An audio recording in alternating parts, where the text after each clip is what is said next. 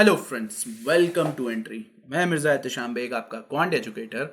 आज आपके साथ मोस्ट एक्सपेक्टेड क्वेश्चंस लेकर आया हूं आरआरबी और असिस्टेंट से रिलेटेड। देखिए, बहुत ज़्यादा टिपिकल एग्जाम नहीं होता है, बट वहां पर आपको स्पीड जनरेट करनी होती है। तो स्पीड के लिए आपका क्या चीज़ क्लियर होना चाहिए? कॉन्सेप्ट एकदम क्लियर होना चाहिए, क्योंकि अगर आपका कॉन्सेप्ट नहीं क्लियर है तब आप कहीं ना कहीं क्या करेंगे, स्ट्रगल करेंगे। तो यहां पर मैं आपको कॉन्सेप्ट वाइज क्वेश्चंस बताता चलूंगा। मोस्ट एक्सपेक्टेड है तो मोस्ट प्रोबेबल केस है कि वो आएंगे, और उसमें क्या होता है, आपको अगर वो तरीका नहीं पता तो आप लेंदी फॉर्म में फंस जाएंगे। चलिए देखते हैं, स्टार्ट करते हैं। पहले देखिए, पहला क्वेश्चन आपका एवरेज पर है। अगर आप देखें तो दिया हुआ है 6 सेट नंबर है, ठीक है, 6 नंबर का सेट है। पहले 4 का एवरेज है 10, लास्ट 4 का एवरेज है 8, और सभी 6 का एवरेज है 9। ठीक, तो हम क्या करते हैं, हम मान लेते हैं A1, A2, A3, A4, A5, A6, ये आपके क्या है, 6 नंबर्स हैं। तो पहले 4 का एवरेज क्या हो जाएगा, 40। लास्ट 4 का एवरेज क्या हो जाएगा आपका 32। भाई एवरेज निकाल लें तो हम 4 से मल्टीप्लाई करेंगे, और सभी 6 का एवरेज देखिए, सभी 6 का एवरेज जो आपका हो जाएगा वो हो जाएगा 54, क्योंकि 6 से मल्टीप्लाई होगा। अच्छा, आप जरा गौर से देखो, इसको करने का तरीका क्या है। या तो आप इन दोनों को सिंपल वे में देखो, अगर आप इन दोनों को फर्स्ट और सेकंड को ऐड करो तो आपके कौन से दो टर्म 2 बार आएंगे, ये 2 टर्म आपके 2 बार आएंगे। ठीक, तो आपका ये ऐड करने पे कितना हो जाएगा, 72।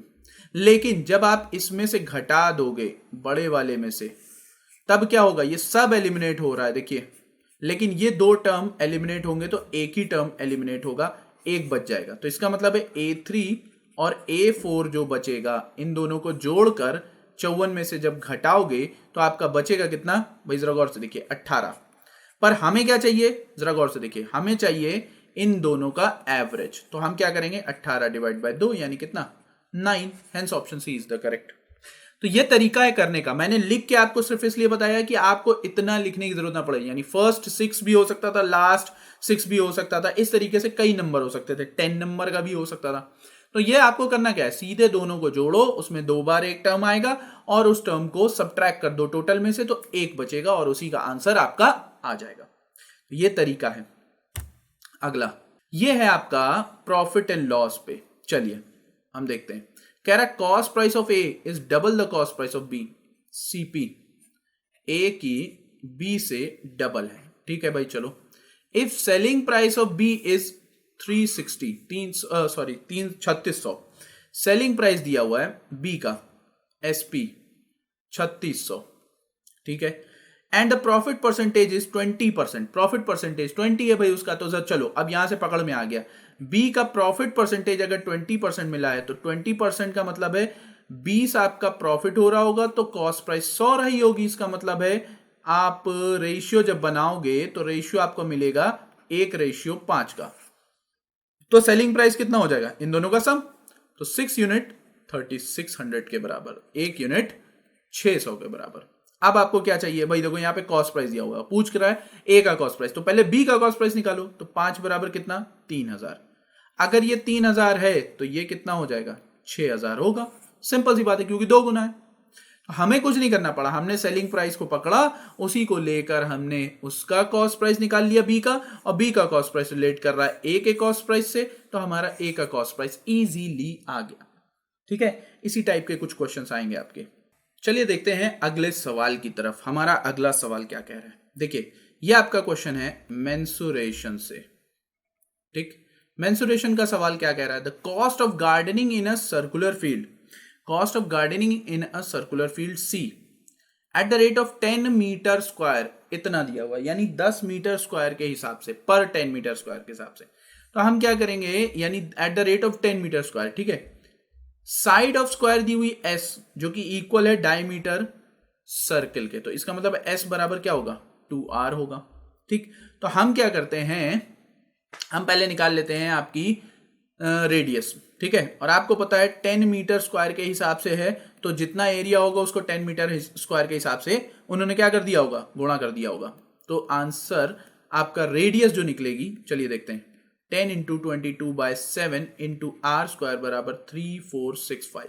अब यहाँ पे आप सॉल्व करो, 5 2 5 6 5 9 5 3, ठीक, 11 से जाओ, 11 2, 11 6, 11 6, 11 3।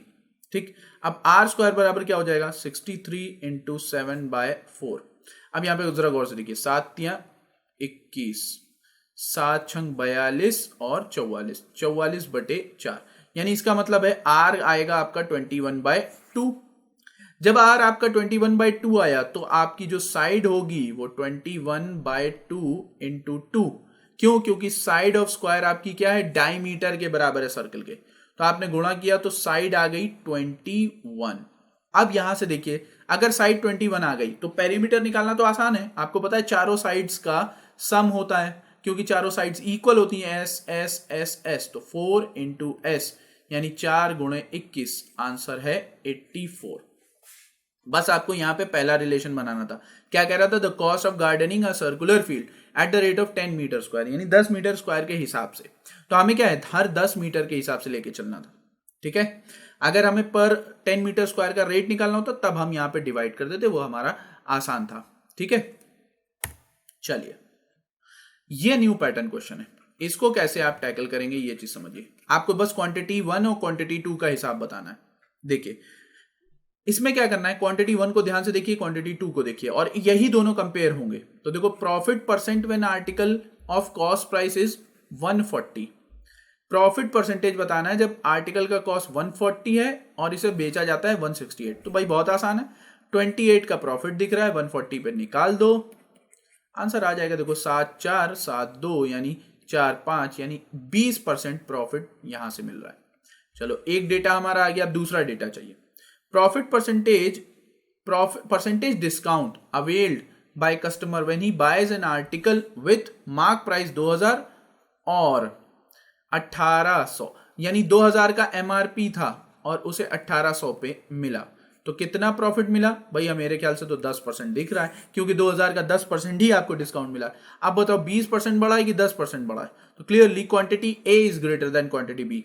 देखो, पहले ऑप्शन को कितने चालाकी से लिखा गया है, क्वांटिटी बी ग्रेटर, जबकि क्वांटिटी ए ग्रेटर है क्वांटिटी बी। तो देखो, लिखने का तरीका भी ये ऐसा है कि फंसाए। तो क्वेश्चन बहुत टिपिकल नहीं होंगे, पर होगा क्या कि आपको यहां पर फंसाने के लिए हर तरीका अपनाया जाएगा, तो इस बात का आपको ध्यान रखना है। ठीक, चलो, ये क्वेश्चन बहुत इंपॉर्टेंट है, इसको कैसे करेंगे आप? एज वाला क्वेश्चन है और इसमें आप फंसेंगे। देखिए, कह रहा है 4 साल पहले the respective ratio between 1/2 of age age at that time and 4 times of B's age at that time was 5/12. 8 years hence, 1/2 of A's age at that time will be less than B's age at that time by 2 years.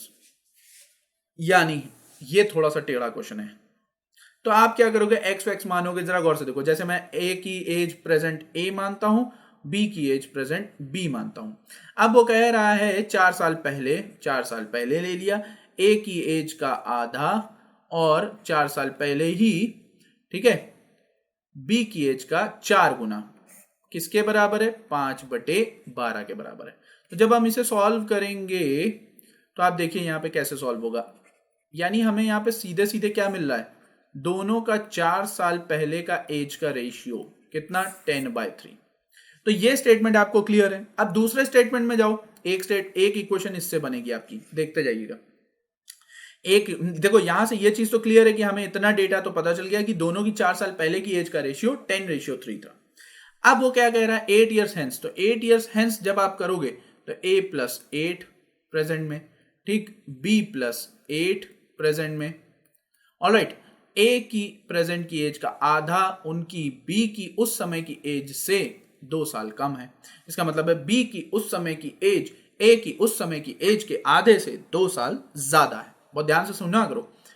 तो इसका मतलब अब 2 equation बन गई। अब यहां पे आपके लिए हो क्या रहा है, ये क्वेश्चन लेंदी हो रहा है, कुछ ऐसा नहीं हो सकता कि एक ही वेरिएबल बने और काम बन जाए। तो चलिए आपको दिखाते हैं वो तरीका। देखिए, मैं इसको लिखा रहने दूंगा क्योंकि ये स्टेटमेंट आपको क्लियर कर देगा। हमें एक सिंपल वे में चार्ट बना लेना है। देखो कैसे हम बनाते हैं, प्रेजेंट, ये प्रेजेंट है, 4 साल पहले ए और बी के एज का रेशियो 10/3, यानी हम बोल सकते हैं 10x और 3x, ये दोनों हुए, ठीक है। ये क्या है, 4 years ago। अब वो कह रहा है 8 साल बाद जाओ, तो भाई खुद सोचो 8 साल बाद तुम यहां से अगर इसी रेशियो पर चलो तो कितने साल लग जाएंगे? 12 साल लग जाएंगे। ये बहुत ध्यान से समझिएगा। तो यहां से 10xa हो जाएगा, यानी इसका मतलब है 10x प्लस 12, ठीक, और उसका आधा। बी की उस समय की एज, यानी बी में भी 3x प्लस 12 आप करेंगे, ठीक है, कितने? 2 साल के डिफरेंस के बराबर। बस इसे सॉल्व कर डालो, आंसर आ जाएगा। देखो 3 माइनस 5x यानी माइनस का 2x, 12 माइनस 6 यानी प्लस का 6 इज इक्वल टू 2, यानी 2x इज इक्वल टू 4, यानी x की वैल्यू 2। अब देखिए x की वैल्यू 2 आ गई, यानी एक ही वेरिएबल में आपका काम हो गया। तो b की प्रेजेंट एज बताना है तो इसको पहले 2 से मल्टीप्लाई कराओ, कितना हो गया? 6। 4 साल पहले आप 6 साल के थे तो प्रेजेंट में 10 साल। सिंपल कहानी। इस तरीके से सवाल को टैकल करना है, ये बात ध्यान रखनी है। ऑलराइट, चलिए चलते हैं हम अपने अगले सवाल की तरफ, और हमारा अगला सवाल है ऑड वन आउट का, यानी रॉन्ग नंबर सीरीज का। देखिए ये इंपॉर्टेंट होता है रॉन्ग नंबर सीरीज, क्योंकि इसमें होता क्या है कि अगर 10 सेकंड में पकड़ में नहीं आया तो कहीं ना कहीं गड़बड़ हो रही होती है। अब इस क्वेश्चन को जरा गौर से देखिए। 26 से 27 तो 1 आ रहा है, 27 से 34 कितना आ रहा है भाई? 7 आ रहा है, 34 से फिर 24 आ रहा है आपका। अब यहां पे हो क्या रहा है कि सीरीज बढ़ती जा रही है, तो यहां पे कुछ मैच ऐसा नहीं कर रहा है। क्या मैच हो सकता है? देखिए अगर आप मल्टीप्लाई करें तब भी नहीं हो रहा है, यानी 2 टाइम्स करके फिर कुछ घटाएं या फिर इनका डिफरेंस ले तो वो बड़ा होता जा रहा है। तो यहाँ पे डिफरेंस कुछ और है। यहाँ पे हो सकता है अगर हम देखें तो पहले वाले का 26 से 27 का जाने का है, क्या हो सकता है? 1 स्क्वायर, ठीक, माइनस 1 इज इक्वल टू 0 होना चाहिए, ठीक है। चलो 27 से, यानी अगर हम फिर आगे बढ़ें, ठीक है, 26 का स्क्वायर, अगर यहाँ पे 0 है तो कोई डिफरेंस नहीं आना चाहिए। 26 से 34 तो ये क्या होना चाहिए? तो यहाँ पे हम 3 स्क्वायर करते हैं, यानी 9, 9 माइनस कितना? 9 माइनस 1 यानी 8। देखो 8 मैच कर रहा है, ठीक है, ये मैच किया। अब यहाँ पे 34 से 58 का देखते हैं, तो यहाँ पे 5 का स्क्वायर माइनस 1 कितना हो रहा है? 24 मैच कर रहा है।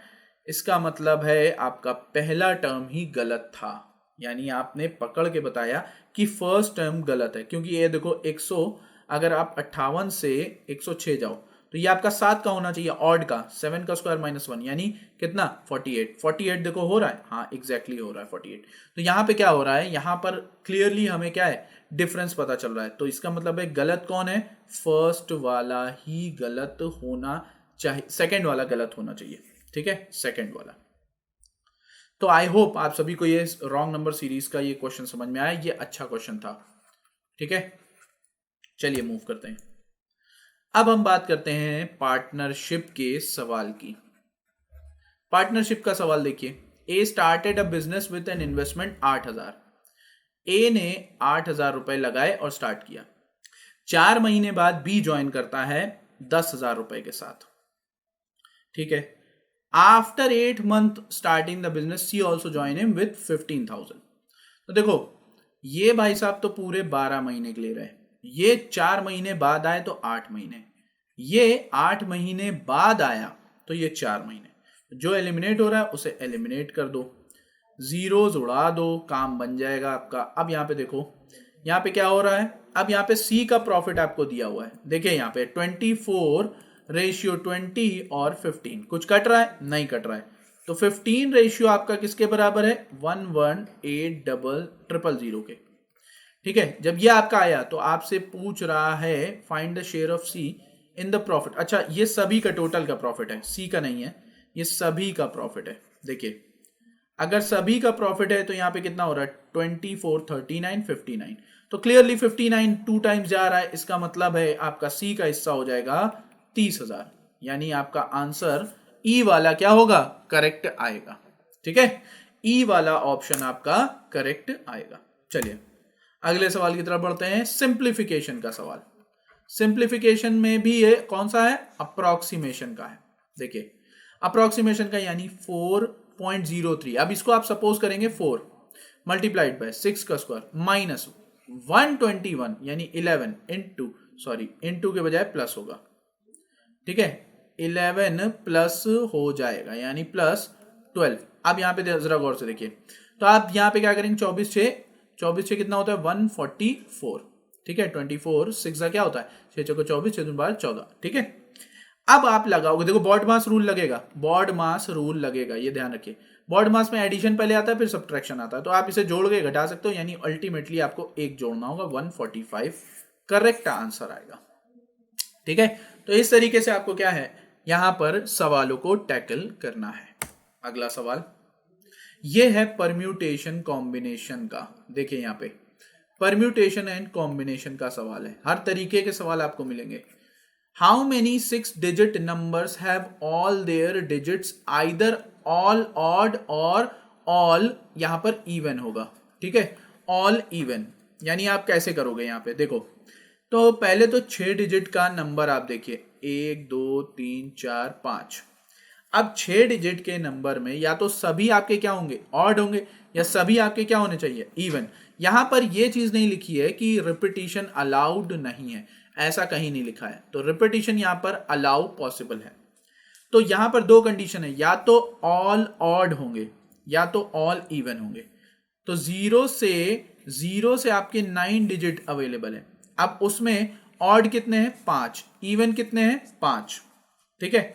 तो यहां पर जब आप ऑड लेकर आओगे तो ऑड की पॉसिबिलिटी क्या होगी, ऑड का मतलब है 1 3 5 7 9, ठीक, ये हुआ। तो पहले डिजिट पर कोई भी पॉसिबल है, यानी 6 यानी पांचों डिजिट पॉसिबल है, ठीक। तो या तो यहां पे भी 5 हो, यहां पे भी 5 हो, यहां पे भी 5 हो, 5 हो, तो 6 डिजिट में 5⁶ हो गया, ठीक। या और अब जब आप इवन डिजिट को लेकर आओगे 1 2 3 4 5, ठीक, तो इवन डिजिट में होगा क्या, एक जीरो अवेलेबल है और जीरो को आप फर्स्ट प्लेस पे नहीं रख सकते हो। इसका मतलब है पहले प्लेस पे पॉसिबिलिटी सिर्फ 4 डिजिट की रही। अब यहां से जब नेक्स्ट प्लेस पर जाओगे तो सब पर पॉसिबिलिटी 5 डिजिट्स की होगी, यानी 4 × 5⁵ तो या तो ये केस बनेगा या तो ये केस बनेगा, और या का साइन होता है प्लस का, यानी 5⁵ कॉमन लोगे तो यहां पर 5 और यहां पर 4, और ये जब आप सॉल्व करोगे तो भाई आपका आंसर 28125 आएगा, ठीक है। ये बहुत ही आसान तरीका है क्वेश्चन को डील करने का, और डिजिट से अक्सर सवाल आते हैं, तो इस बात का आपको ध्यान रखना है। अगला सवाल, इट्स अ न्यू पैटर्न। देखिए न्यू पैटर्न क्वेश्चन है, यहां पे भी आपको क्या इनइक्वालिटी लगानी है, तो कैसे लगाओगे अब जरा गौर से देखो। देखिए 3⁻x ये 9 समथिंग है और ये 9 है, तो हमें क्या करना है, हमें सबको 3 में कन्वर्ट कर लेना है। तो यहां पे 3x + 5 into 3⁴x - 8 is equal to 310x - 28। देखो यहां पे हमने 3 का स्क्वायर कर लिया है, ठीक। तो अब चलते हैं 3⁵5x - 3 is equal to 310x - 28, यानी 5x - 3 बराबर 10x - 28। तो इसका मतलब है 5x बराबर कितना हो जाएगा 25। तो x की वैल्यू यहां पर कितनी आ रही है 5, और क्वांटिटी 1 आपका क्या पूछ रहा है x। अब बात आती है क्वांटिटी 2 की, तो क्वांटिटी 2 लेकर आते हैं, तो देखिए यहां पर y² और 15 इधर आएगा, तो ये बचेगा माइनस का 8y, और यहां पर कितना बचेगा भाई 15, ओके। अब जरा गौर से देखो, इसके फैक्टर आप कैसे करोगे, 5 और 3 ही तो होते हैं, तो y के फैक्टर होंगे 5 और 3। अब यहां पे देखिए x इक्वल x ग्रेटर, तो x ग्रेटर बट इक्वल, यहां पर आपका C वाला ऑप्शन क्या है करेक्ट माना जाएगा। और इस तरीके से सवाल बनते हैं, और इसी तरीके से आपको क्या करना है टैकल करना है।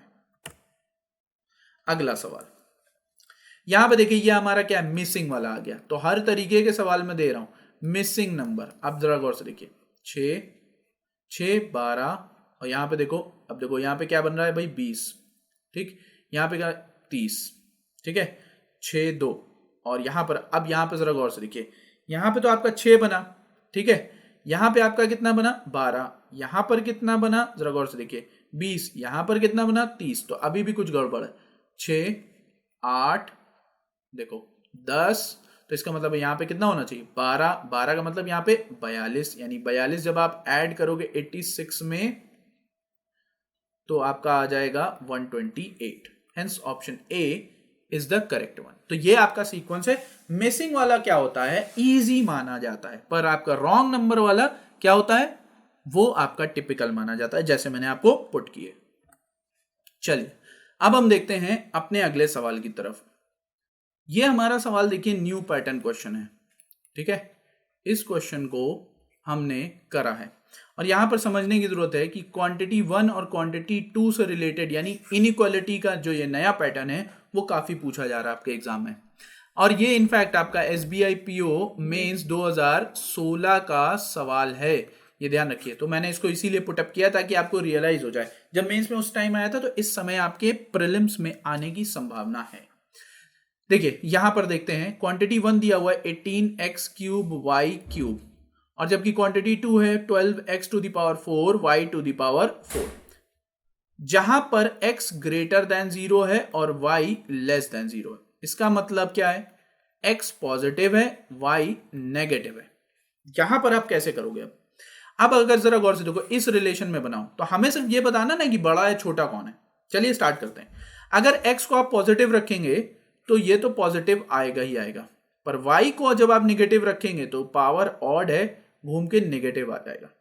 अब आपके पास न्यूमेरिकल फॉर्म है 18 पॉजिटिव और नेगेटिव गुणा होके वापस घूम के क्या आना है, नेगेटिव आना है। चलो ठीक है। अब अगर आप x में आप रखोगे पॉजिटिव तो वो तो पॉजिटिव होना है, y में अगर नेगेटिव भी रखोगे तब भी आपका ये negative to the power even क्या बना देगा, पॉजिटिव। यानी जो आपका ये सेकंड टर्म आएगा वो ओवरऑल क्या बनेगा, पॉजिटिव। अब आप खुद सोचो, नेगेटिव और पॉजिटिव का कंपैरिजन है, clearly positive will be greater than negative. इसका मतलब है बी ऑप्शन करेक्ट होगा, क्वांटिटी 1 क्वांटिटी 2 से छोटी है। आपको सॉल्व नहीं करना था, सिर्फ पावर्स देख के बताना था। इस तरीके के सवाल बनते हैं, ध्यान से समझिए। अगला सवाल ये आपका मिक्सचर से रिलेटेड है। देखिए यहां पे कैसे होगा। मिक्सचर में क्या कह रहा है, 2 gallons of a mixture of spirit and water contains 12% water. ठीक है, 2 गैलन है, ठीक है, 12% water, they are added to 3 gallons, यानी 2 गैलन वाला 2 गैलन, उसमें 12% क्या है, वाटर। अच्छा 3 गैलन वाला उसमें क्या हुआ, 3 gallon of another mixture add किया गया जिसमें वाटर कितना है, 7%। ठीक है, कह रहा है again half gallon of water added, फिर इन दोनों को ऐड करने के बाद आधा गैलन और ऐड किया गया। तो पूछ रहा है find the percentage of water in the resulting mixture. कैसे करोगे भाई, चलिए देखते हैं। यहाँ पे ऑप्शन दिए हुए कुछ इस तरीके से और CND भी दिया हुआ है, तो कंफ्यूज होने का है। तो हम क्या करते हैं, 1 गैलन को 100 लीटर के बराबर मान लेते हैं, तो 2 गैलन में 200 लीटर होगा, 3 गैलन में 300 लीटर होगा, 12% 200 का 24 होता है, 7% 300 का 21 होता है। तो पानी आपके पास कितना हो गया भाई, 45। अब इस 45 में फिर जाके आप आधा गैलन प्योर क्या ऐड कर रहे हो, वाटर, तो आधा गैलन होता है 50। ये ध्यान रखिए, क्योंकि हमने 100 लीटर माना है 1 गैलन को, तो अब हमारे पास पानी कुल मिला के हो गया 95 लीटर। और टोटल क्वांटिटी कितनी हुई, देखो 500 तो थी, फिर आधा गैलन और आई, तो 550। तो जो आपका सॉल्यूशन बनेगा 5 11 5 19, यानी 190/11, 11 एकम 11, 11 सत्ते 77 और 3/11%। तो आपका ऑप्शन ए करेक्ट हो रहा है। यह बात ध्यान रखिएगा कि सवाल ट्रिकी हो सकता है, पर आपको करना आना चाहिए। I hope you are enjoying this session. अगला ये आपका है बोट एंड स्ट्रीम से। देखिए हर तरीके के आ रहे हैं। नेक्स्ट स्लॉट में मैं आपको DI भी कराऊंगा। Raghav can swim 23 kilometre with the flow in 2 hours. इसका क्या मतलब है, विद द फ्लो का मतलब क्या है, यानी जहां पानी बह रहा है उधर ही आप नाव दौड़ा रहे हो, यानी इसका मतलब है बोट की भी स्पीड और वाटर की स्पीड दोनों ऐड हो रही है, जिसको हम बोलते हैं डाउन स्ट्रीम। तो 23/2 kilometre per hour. Against the current he covers 10.5। Against का मतलब है नेगेटिव साइन, यानी V से डिनोट करते हैं, 10.5/3 किलोमीटर पर आवर। अब क्या कह रहा है, under certain circumstances the speed of the flow got reduce by 1.5, यानी इतना घट गया। ठीक है, find the time taken by Raghav to cover 14 kilometre within downstream लिखा हुआ है विद द चेंज्ड फ्लो। चलो पहले हमें क्या करना है, यहाँ पे बोट की स्पीड चाहिए होगी, अदरवाइज हम नहीं निकाल पाएंगे। ठीक है तो यहां पर देखो u का कितना है, u हो जाएगा आपका 211.5। ठीक है और v कितना हो जाएगा आपका 3 तिया 9। ठीक है 3 तिया 9 3 पचे 15। अब आप खुद सोचो, बोट की स्पीड चाहिए तो आप इन दोनों को जोड़ सकते हो और जोड़कर 2 से डिवाइड कर दो तो आपको क्या मिलेगा भाई, जरा गौर से देखिए। 3.5 जब आप जोड़ेंगे तो ये 15 हो जाएगा, यानी बोट की स्पीड हो जाएगी 7.5 किलोमीटर पर आवर, है ना। ये हो गई। अब अगर इन्हीं दोनों को हम घटा दें और 2 से डिवाइड कर दें तब हमें किसकी स्पीड पता चलेगी, वाटर की। तो देखिए यहां से घटेगा तो आपका कितना है 8, यानी 4 आ जाएगा। तो वाटर की स्पीड 4 हो गई। पर वाटर अब अपनी स्पीड को देखो, speed of flow got reduce by 1.5। तो 1.5 रिड्यूस होने के बाद न्यू वाला जो वाटर की स्पीड हुई वो 2.5 किलोमीटर पर आवर हुई।